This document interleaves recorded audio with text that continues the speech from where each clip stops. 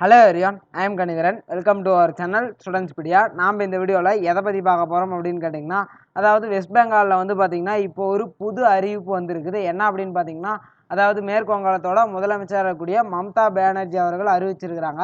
என்ன அப்படின்னு பார்த்தீங்கன்னா, அதாவது இந்த வருஷம் 10வது மற்றும் 12ஆம் வகுப்பு மாணவர்கள் வந்து பார்த்திங்கன்னா அங்கே ஆல் பாஸ் அப்படின்னு சொல்லிட்டு அறிவிச்சிருக்கிறாங்க. ஓகேங்களா? அதாவது மேற்கு வங்காளத்தில் வந்து 10 மற்றும் 12ஆம் வகுப்பு மாணவர்கள் அனைவரும் தேர்ச்சி அப்படின்னு சொல்லிட்டு அறிவிச்சிருக்கிறாங்க.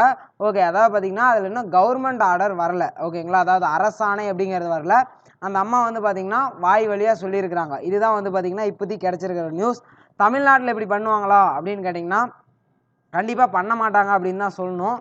ஏன் அப்படின்னு கேட்டிங்கன்னா அதுக்கு எக்கச்சக்கமான காரணங்கள் இருக்குது. அதாவது பார்த்தீங்கன்னா தமிழ்நாட்டில் இந்தமாரி நடக்கும் அப்படின்னு சொல்லிட்டு நீங்கள் யாரும் ரொம்ப கேர்லெஸ்ஸாக இருக்க வேணாம். நீங்கள் ஜஸ்ட்டு நீங்கள் படிச்சுக்கிட்டு இருக்கிறத அப்படியே படிச்சுக்கிட்டே இருங்க, கண்டினியூ பண்ணிகிட்டே இருங்க. கண்டிப்பாகவே வந்து பார்த்திங்கன்னா தமிழ்நாட்டில் இதுமாரியான சுச்சுவேஷனுக்கு வாய்ப்பே கிடையாது. அது வந்து பார்த்திங்கன்னா மேற்கு வங்காளத்தில் வந்து ரொம்ப கம்மி பேர் தான் வந்து பார்த்திங்கன்னா அவங்களோட மாநில சிலபஸில் படிக்கிறாங்க. ஓகேங்களா? அதாவது ஸ்டேட் போர்டில் படிக்கிறது ரொம்ப கம்மி பேர் தான். சிபிஎஸ்சி தான் அதிகம் படிக்கிறாங்க.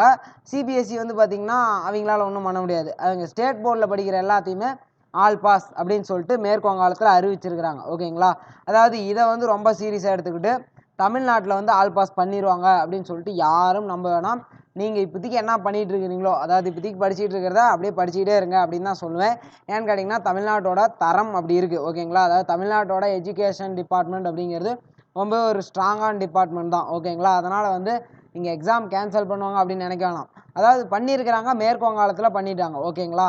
அதுதான் இப்போதைக்கு நியூஸு. ஓகே, இது ரொம்ப பெருசாக எடுத்துக்கணும். மேற்கு வங்காளத்தில் 10th 12th ஆல் பாஸ், அவ்வளோதான். ஓகே, பாய், தேங்க்யூ.